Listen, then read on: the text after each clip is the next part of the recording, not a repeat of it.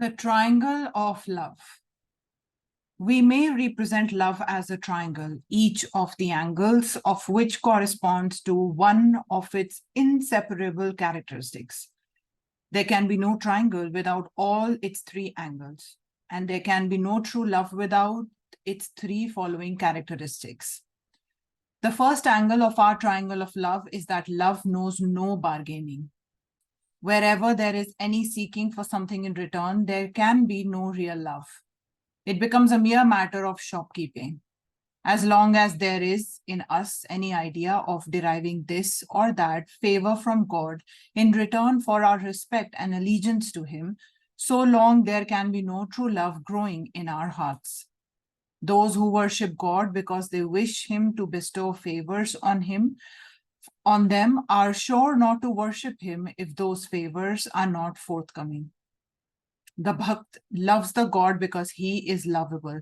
There is no other motive originating or directing this divine emotion of the true devotee. We have heard it said that a great king once went into a forest and there met a sage. He talked with the sage a little and was very much pleased with his purity and wisdom. The king then wanted the sage to oblige him by receiving a present from him. The sage refused to do so, saying, "The fruits of the forest are enough food for me. The pure streams of water flowing down from the mountains give enough drink for me. The barks of the trees supply me with enough covering, and the caves of the mountains form my home. Why should I take any present from you or from anybody?" The king said, "Just to benefit me, sir, please take something from my hands, and please come with me to the city and to my place and to my palace." After much persuasion, the sage at last consented to do as the king desired and went with him to his palace. Before offering the gift to the sage, the king repeated his prayer, saying, "Lord, give me more children. Lord, give me more wealth. Lord, give me more territory. Lord, keep my body in better health," and so on. Before the king finished saying his prayer, the sage had got up and walked away from the room quietly. At this, the king became perplexed and began to follow him, crying loud, "Sir, you are going away. You have not received my gifts." The sage turned round to him and said, I do not beg for beggars. You are yourself nothing but a beggar. And how can you give me anything? I am no fool to think of taking anything from a beggar like you. Go away, do not follow me. There is well brought out the distinction between mere beggars and the real lovers of God. Begging is not a language of love. To worship God, even for the sake of salvation or any other rewards, equally degenerate. Love knows no reward. Love is always for love's sake. The Bhakta loves because he cannot help loving. When he sees a beautiful scenery and falls in love with it, you do not demand anything in the way of favor from the scenery, nor does the scenery demand anything from you. Yet the vision thereof brings you to a blissful state of the mind. It tones down all the friction in your soul. It makes you calm, almost raises you for the time being beyond your mortal nature, and places you in a condition of quiet divine ecstasy. This nature of real love is the first angle of our triangle. Ask not anything in return for your love. Let your position be always that of a giver. Give your love unto God, but do not ask anything in return even from him. The second angle of the triangle of love is that love knows no fear. Those that love God through fear are the lowest of human beings, quite undeveloped as men. They worship God from fear of punishment. He is a great being to them. With a one whip in one hand and the scepter in the other, if they do not obey him, they are afraid they will be whipped. It is a degeneration to worship God through fear of punishment. Such worship is, if worship at all, the crudest form of the worship of love. So long as there is any fear in the heart, how can there be love also? Love conquers naturally all fear. Think of a young mother in the street and a dog barking at her. She is frightened and flies into nearest home. But suppose the next day she is in the street with her child and the lion springs upon the child. Where will be her position now? Of course, in the very mouth of the lion, protecting her child. Love conquers all fear. Fear comes from the selfish idea of cutting oneself from the universe. The smaller and the more selfish I make myself, the more is my fear. If a man thinks he is a little nothing, fear will surely come upon him. And the less you think of yourself as an insignificant person, the less fear there will be for you.